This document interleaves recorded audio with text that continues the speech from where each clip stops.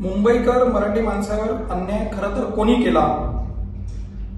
मुंबईत 150 मराठी शिक्षकांना मुंबई महापालिकेत आदित्य ठाकरे व यांची सत्ता असताना नोकरीतून का काढण्यात आले? मुंबईत 2010 ला 1,10,000 मराठी विद्यार्थी शिक्षण घेत असे. 2021 ला जेव्हा उद्धव ठाकरे मुख्यमंत्री असताना ती संख्या 33,000 वर कोणामुळे आली?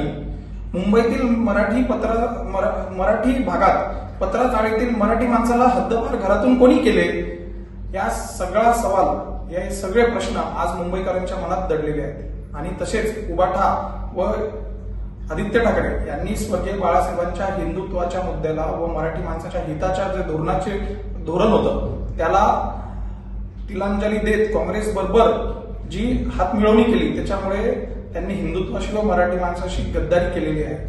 या सगळ्या प्रश्नांचं उत्तर उद्धव ठाकरे, आदित्य ठाकरे यांना मुंबईकर, मराठी माणूस, सामान्य मुंबईकर येणाऱ्या महापालिकेच्या निवडणुकीत त्यांची जागा दाखवून दिल्याशिवाय राहणार नाही.